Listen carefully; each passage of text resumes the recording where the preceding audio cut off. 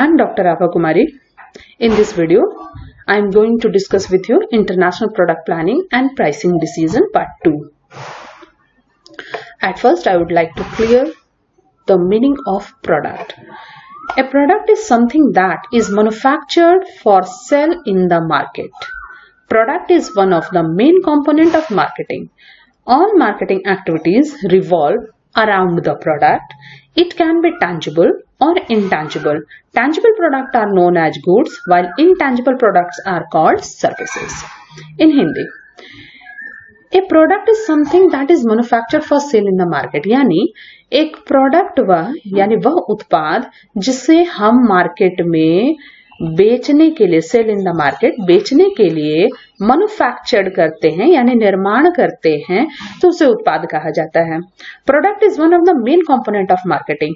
समस्त विपणन प्रक्रियाओं की जो सबसे मुख्य घटक है, मेन कंपोनेंट, मुख्य घटक है, वो क्या है? प्रोडक्ट. प्रोडक्ट ही किसी भी मार्केटिंग प्रक्रिया का सबसे मुख्य घटक है.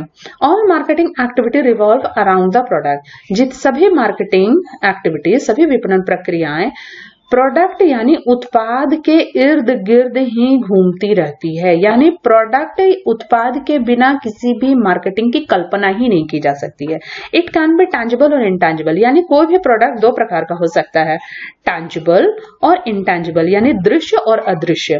Tangible product are known as goods. जितने भी दृश्यमान उत्पाद हैं उसे क्या कहा जाएगा? गुड्स. उसे वस्तुएं कहा जाता है, जिसे हम छू सकते हैं, देख सकते हैं, वो क्या हो गया? उत्पाद हो गया. One intangible product. इनटैंजिबल यानी अदृश्य, जिसे हम छू और देख नहीं सकते हैं लेकिन उसे महसूस कर सकते हैं, उसे क्या कहा जाएगा? सर्विसेज. तो हम एक चीज से क्या सीखे? जितने भी दृश्यमान उत्पाद है उसे गुड्स कहते हैं, और जितने भी अदृश्यमान उत्पाद है उसे हम सर्विसेज यानी सेवा कह सकते हैं. Product can be anything. Product कोई भी हो सकता है. It can be physical product, services, place, person, organisation, ideas. Physical product यानी वह उत्पाद जिसकी अपनी एग्जिस्टेंस है, जिसे भौतिक वस्तुएं कहते हैं, जैसे कि for example fan and cycle. किसी भी वस्तु जो कि है, जिसे हम देख सकते हैं, छू सकते हैं, वो फिजिकल प्रोडक्ट हो गया.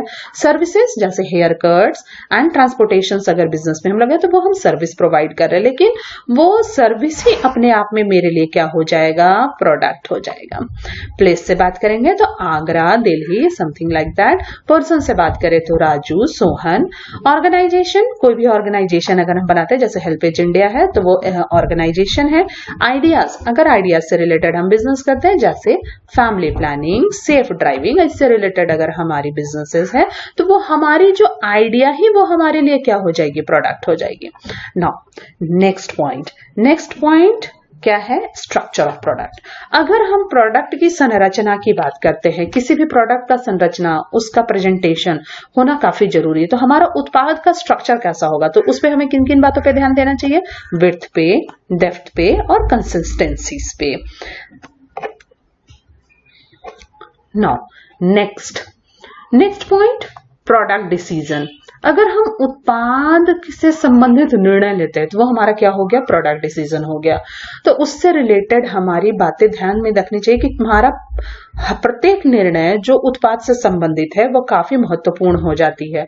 In decision on producing or providing products and services in the international market, it is essential that the production of the product or services is well planned and coordinated both within and with other functional area of the firm, particularly marketing. In decision on producing or providing product, the services in the international market, it is essential that the production of product or services is well planned.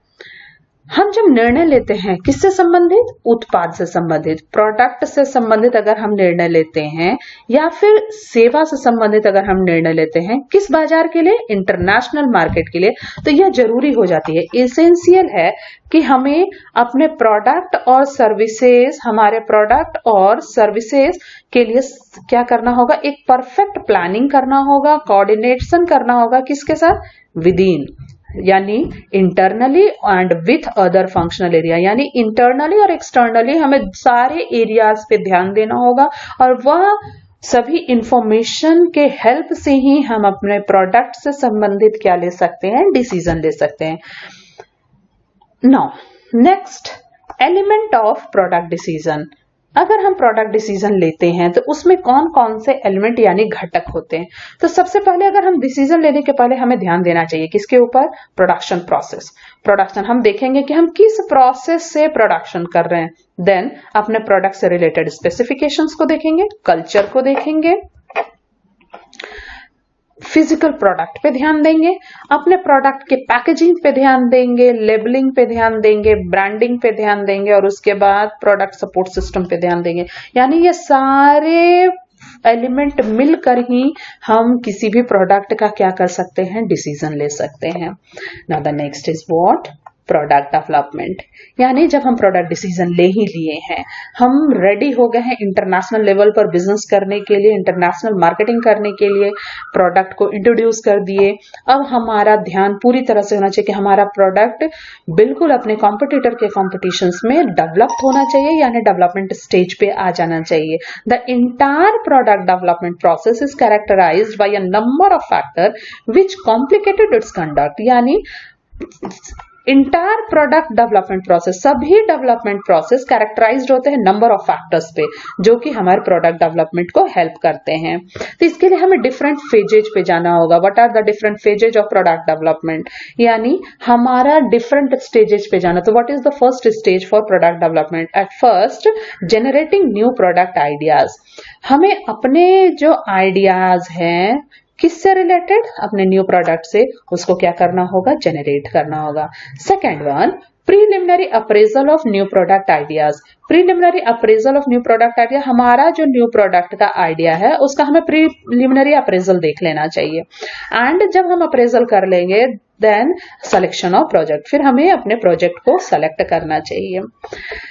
Now third में हमको क्या करना चाहिए, अपने product development से related work में, तो हमें प्रोडक्ट एंड मार्केट रिसर्च, हमारा मार्केट रिसर्च होना चाहिए, यानी मार्केट पर फुल रिसर्च करना चाहिए जिससे कि हमारा मार्केट पूरी तरह से कवर हो, हमारा प्रोडक्ट डेवलप्ड रहे।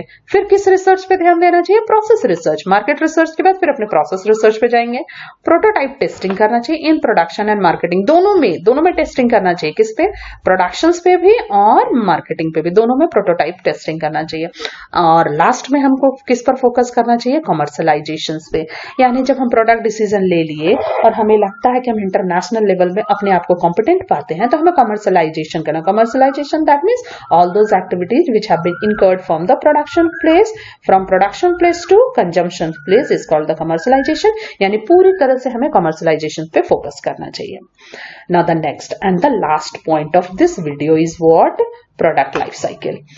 लाइफ साइकिल की जहां तक हम बात करते हैं तो यह क्या हो गया, जीवन चक्र हो गया। जैसे कि हम जानते हैं कि हर व्यक्ति का अपना एक जीवन चक्र होता है। जैसे मनुष्य का भी जीवन चक्र होता है, उससे पहले बाल्यावस्था में आता होता है, फिर किशोरावस्था, फिर प्रौढ़ावस्था, फिर वृद्धावस्था में आता है। उसी तरह से बाजार का भी हम देखते हैं, बिजनेस साइकिल भी पढ़े हैं, बिजनेस साइकिल में भी देखते हैं सबसे पहले बूम क्या आता है, हर फेज आता है, एक फेज आता है।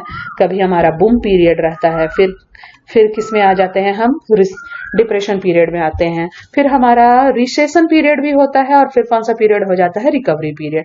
तो जब बूम से हम आते हैं रिसेशन की ओर, रिसेशन से हम डिप्रेशन में आ जाते हैं, डिप्रेशन से फिर हम रिकवरी में आते हैं और फिर रिकवरी से फिर हम बूम में आ जाते हैं। तो यह एक जीवन चक्र है जो हर व्यक्ति हर फेज में होता है। तो उसी प्रकार से प्रोडक्ट का भी एक अपना लाइफ साइकिल होता है। तो क्या होगा, product can B characterized into 3 stages depending on product life and trade behavior, international trade market। यानी प्रोडक्ट को 3 स्टेजेस से होकर गुजरना होता है। ये किस पर आधारित होते हैं, प्रोडक्ट के लाइफ और ट्रेड बिहेवियर, किस तरह का व्यापार का व्यवहार है, उससे हमारा लाइफ साइकिल डिसाइड होता है। इसके लिए हमें ध्यान देना होगा कि हमारा प्रोडक्ट क्या स्टैंडर्डाइज्ड प्रोडक्ट है, क्या न्यू प्रोडक्ट है, या फिर क्या वो मैच्योरिंग प्रोडक्ट है, Now the different stages of product life cycle. What are the different stages of product life cycle? सबसे पहले the first stage is what? Introduction. किसी भी product को हम अगर market में लाते हैं तो वो कौन सा stage होता है? Introduction stage. फिर stage 2 में आ जाता है वो growth stage में रहता है. Stage 3 में वो किस stage में आ जाता है? Maturity. For वो mature market को धीरे धीरे capture करते हुए वो maturity stage पे आ जाता है. अपना एक market बना लेता है, अपने potential customers को retain और attract करते हुए वो permanent customer बन जाते हैं. फिर किस स्टेज पर हम आ जाते हैं? सैचुरेशन स्टेज पे आ जाते हैं. और लास्ट में हर प्रोडक्ट का, जैसे जानते हैं, हर साइकिल का लास्ट का फेज क्या होता है? Stage 5 decline. फिर वो किस स्टेज पे आ जाते हैं? डिक्लाइन स्टेज पे आ जाते हैं. आज के वीडियो में मैंने आपके साथ product planning and pricing decision के पार्ट 2 को डिस्कस किया.